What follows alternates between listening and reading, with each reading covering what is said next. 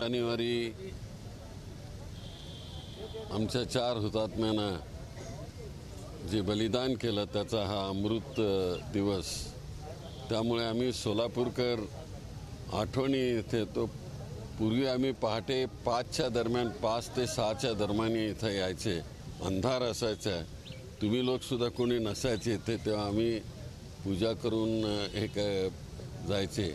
पण लोकांनी सांगितलं की बऱ्याच लोकांनी सांगितलं की तुम्ही 10च्या नंतर आलेलं जास्त बरं, म्हणजे सगळ्यांना कळेल, आणि त्यामुळं काँग्रेस कमिटीने 10ची वेळ आज दिलेली होती. 12 जानेवारी हा अतिशय महत्त्वाचा दिवस आहे आमच्या आयुष्यामध्ये. हे 4 हुतात्मे आम्हाला सगळ्याला सोडून गेले, पण देश स्वतंत्र केला त्यांनी. तर अशा ह्या वृद्ध आठवणींनी आम्ही इथे येतो आहोत. आज पंतप्रधान मोदीजी नाशिक दौऱ्यावरती आहेत. निवडणुकीच्या तोंडावरती त्यांचे दौरे वाढलेले आहेत. काही दिवसात ते दौऱ्यावर सुद्धा येण्याचं त्यांचं प्रयोजन आहे. कशा पद्धतीनं बघता त्यांच्या निवडणुकीपूर्वीच्या या दौऱ्यात? काय ते ठीक आहे, निवडणुकीच्या पूर्वी जरी दौरे केले तरी लोकांच्या मनामध्ये जे काय असेल ते निवडणुकीमध्ये दाखवतात, त्यामुळं घाबरण्याचं कारण नाही. राम मंदिराचा कुठेतरी इव्हेंट केला जातोय अशा पद्धतीचा आरोप विरोधकांकडनं केला जात आहे. भाजपचा हा पर्सनल इव्हेंट होतोय असा पण आरोप केला जातोय. कशा पद्धतीने बघता तुम्ही? नाही, हे असं आहे, राम मंदिर हा त्यांचा अजेंडा आहे, BJPचा अजेंडा आहे, हिंदू महासभेचा अजेंडा आहे, RSSचा अजेंडा आहे.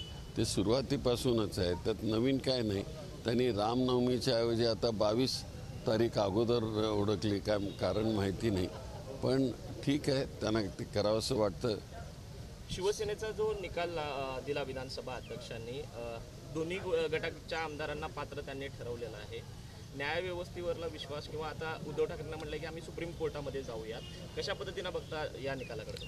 ते सुप्रीम कोर्टामध्ये गेल्यानंतर काय निकाल होतो ते बघूया, पण सध्याचा जो निकाल आणि आत्ताच त्यावर स्टेटमेंट करणे काही योग्य होणार नाही. नार्वेकरांनी जो आता निकाल आत्ताच स्टेटमेंट करणे योग्य होणार नाही.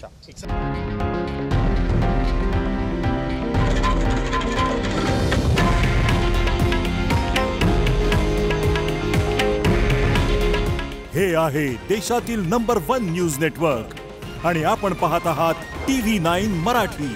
काळजी तुमची, हित महाराष्ट्राचं.